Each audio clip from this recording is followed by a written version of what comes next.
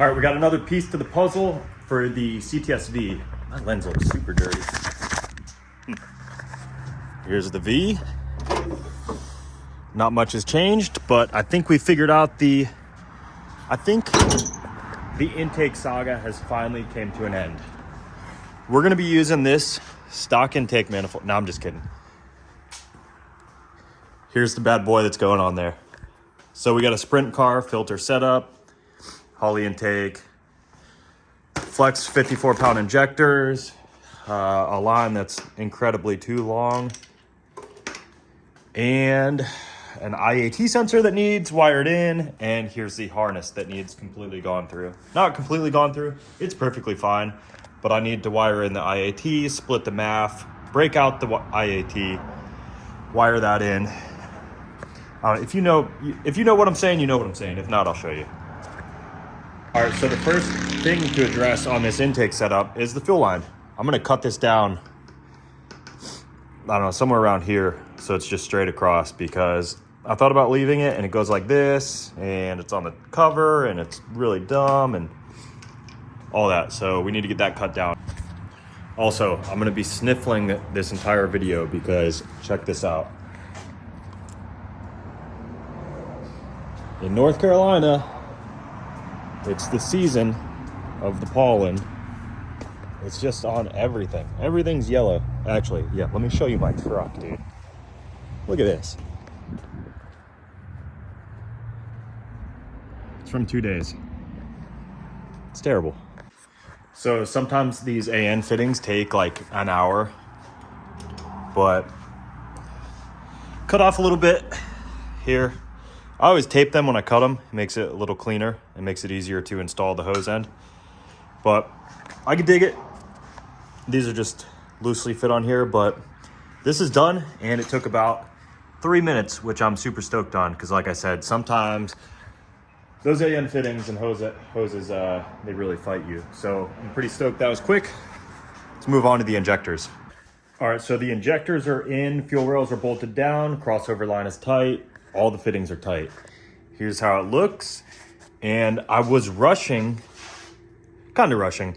It's kind of rushing to get this wrapped up so I could get it on the car tonight, but I don't think it's gonna happen. We're running out of daylight slowly. But next up, I need to drill out this spacer. I need a NPT port, so I'm gonna drill it and tap it in the backside for the map sensor, because I need reference for the map.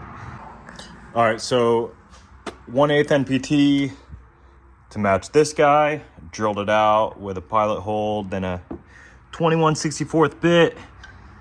I tapped it and I stopped short. You can kind of see, I really felt like I was testing my luck each time I'd loosen up the tap. I didn't want to totally just take a huge chunk out and ruin this piece. So that's in there. I'm gonna get some of this thread sealer on the NPT fitting, thread that in there, and then we have a vacuum source for our map sensor. Probably test fit it back up on this disgusting engine, get the harness sorted. I really want to get it in the car. I need to get that car going. So let's keep moving forward. All right, I've changed my mind. Let's get this intake thrown on this car.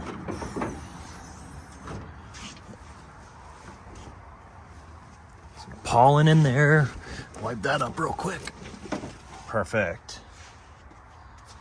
All right. Got the intake.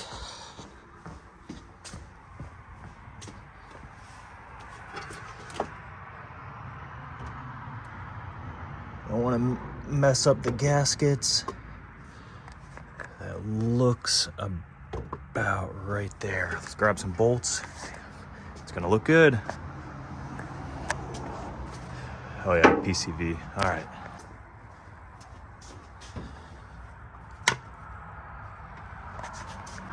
All right, real quick before we get back over to the intake, I have these stands.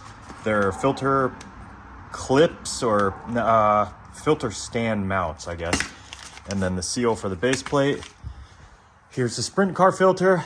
So let's throw the final piece on there. I skipped putting the base plate on because I needed like 6 hands to do it. And here's how you can see this car is drive-by-wire. So I wanted to keep the drive-by-wire. I didn't want to have to redo the whole harness and everything. Let's set this on there, just a mock-up, but there it is. Pretty cool. This I'm gonna have run around the PCV. It needs, I don't want it to run up front there, so I'll run it around the other side back to this valve cover. So for now, tuck it out of the way. That's good enough for me right there. Take a look at that though. So I couldn't get it exactly lined up with the LSA hole, so I'm gonna have to trim that back more, and probably just take off the hood. I mean, whoever cut this did an absolutely horrible job, but that's how far up we're sticking. Not as much as I thought, but definitely enough to look cool. I'm really curious, like, what kind of power we're gonna see with this intake. Hopefully somewhere low 400 range with the 5.3 and the big cam. But aside from that, tomorrow I got these EV1 to EV6 to EV1 connectors to toss on there to get the harness to work. These guys need put on so I can clamp that filter down to the base plate. We got to figure out wiring. I have the throttle body harness just ran through the back here. I'm gonna have to put a hole or a notch the base plate to run that down. But aside from that, it's very, very, very close to putting the harness on it and getting it running. So in the next video, we'll get that all completely bolted down and start running fuel lines and messing with this harness. So until then, that'll probably be tomorrow's video. Hope you guys